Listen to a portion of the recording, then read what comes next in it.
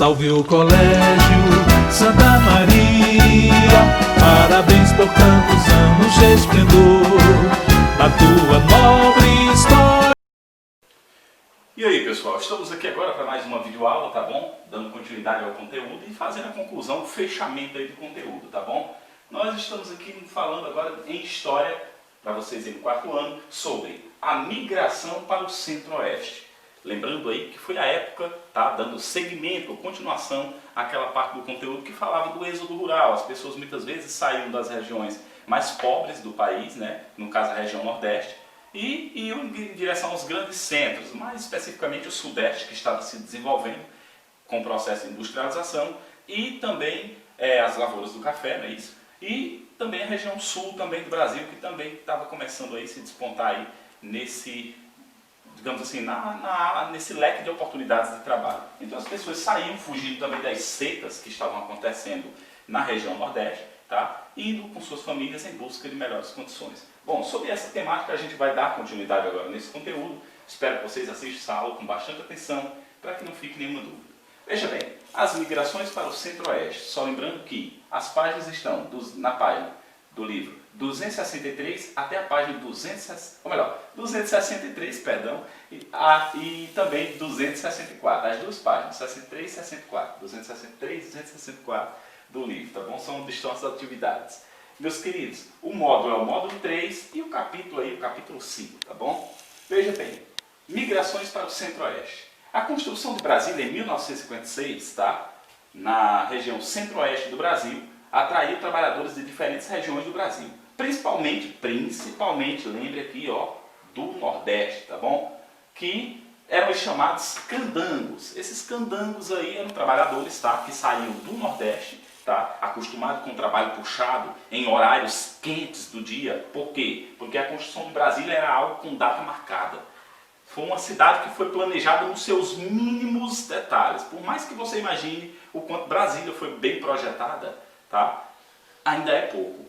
Brasília está construída em cima de uma base estrutural muito bem arquitetada, muito bem bolada, tá? E para um trabalho tão especializado como esse, tinha que ser trabalhadores também especializados. Ninguém melhor do que justamente os nordestinos. De todos os lugares do Nordeste, tá? Inclusive aqui do Piauí, tá bom? Muitas pessoas saíram daqui para Brasília, para a região centro-oeste do Brasil, tá? Em busca dessas oportunidades de trabalho, ou seja, trabalhar na construção de Brasília, tá bom? Veja bem, meus amados, nesse período aí, São Paulo já tinha uma quantidade de pessoas fora do normal. O sul do Brasil também estava se despontando também nessa questão de oportunidades de trabalho, justamente na pecuária, tá? E também no manejo com algumas culturas, tipo a uva, tá? Que se despontava grandemente aí no mercado, com vinhos de boa qualidade, e também, tá, a produção de queijo, tá, especializado no caso queijo de leite de gado, tá bom?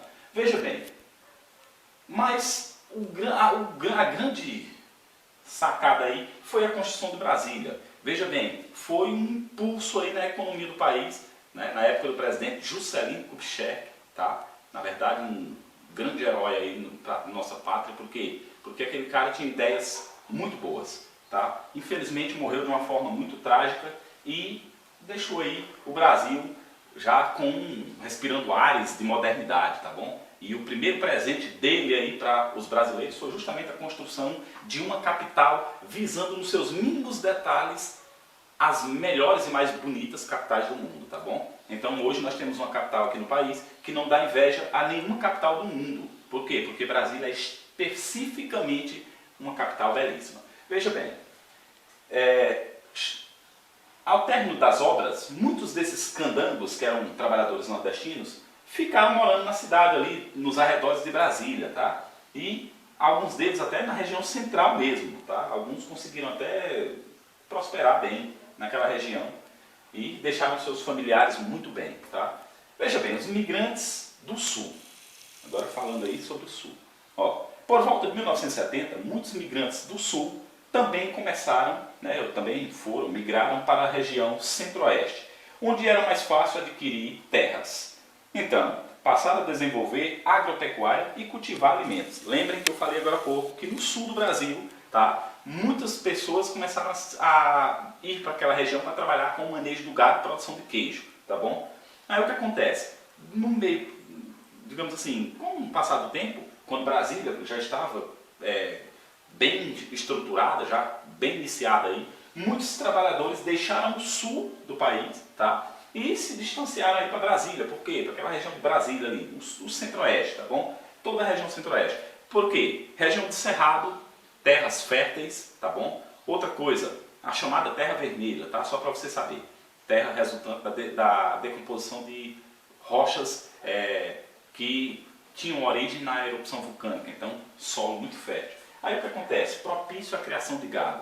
Muitas pessoas saindo do sul vieram para a região centro-oeste do Brasil por causa também do clima. O clima de Cerrado é um clima favorável à criação de gado. Não é à toa que os maiores rebanhos estão justamente naquela região ali, onde hoje está a região central do país, tá bom? Veja bem, onde está a nossa capital aí, terras muito boas. Veja bem, onde era mais fácil adquirir terras? Essa era a visão. Conseguir terras para que pudessem fixar suas fazendas e automaticamente se estender os rebanhos de gado. Tá? A região de Goiás ali, uma região muito propícia, tá bom? Para criação de gado leiteiro. Veja bem, cultura sertaneja. Devido aos vários fluxos migratórios, o que eram os fluxos migratórios? Vocês ainda lembram? Saída de pessoas em grande quantidade de uma região se distanciando para outra. Saindo de um lugar, indo viver em outra região. Geralmente os motivos são inúmeros. Às vezes busca de trabalho, às vezes melhores escolas, às vezes melhores tratamentos médicos, enfim. Então, vários fluxos migratórios. A cultura sertaneja muito influenciou ao migrarem, essas pessoas levavam com elas seus costumes, suas crenças, suas danças, contribuindo assim para o enriquecimento da cultura do Brasil. Ou seja, o sertanejo, que vinha do sul do país, tá? Já tinha cultura de um manejo de gado, tá? De forma que era comum aqui no Brasil, que era a cultura do gado extensiva. O que era a cultura do gado extensiva? O gado era criado solto no pasto, bebendo aí onde queria, nos córregos de água, comendo pasto que nascia aí nos campos. Então a região sul do Brasil tinha um gado, digamos assim, que em algumas partes, tá? Da região, do lugar, do estado, veja bem, podia viver dessa forma. Então eles traziam essa cultura. Mas também ele já tinha aquela cultura da criação intensiva. No caso da cultura intensiva do Brasil, de criação de pecuária, tá? Criação de gado, era justamente onde o gado era criado confinado em roças, tá? Comendo diretamente na cocheira, com cuidados veterinários, com água servida diretamente no coxo, tá bom? E ração especializada, balanceada, justamente para a produção de leite. Então, assim, duas culturas que foram agregadas aí, espalhadas por todo o Brasil. Por quê? Porque lembrem-se que na região centro-oeste tinha gente de todos os lugares do Brasil. Então essa cultura se especificou, não só no sul do Brasil, mas por todo o país. Por quê? Porque muita gente trabalhando junto ali, acaba que um passa conhecimento para o outro, não é isso? E aí hoje o Brasil tem uma cultura de criação de gado que é copiada no mundo todo. Por quê? Porque técnicas modernas associadas a técnicas rudimentares. Resultou numa forma mista e característica do Brasil de criação de gado. Então, a cultura do sertanejo era essa cultura de manejo com gado, tá bom? Da labuta, na roça, tá? Nos pastos, enfim, homens que estavam habituados a não só cuidar do gado em si, mas também produzir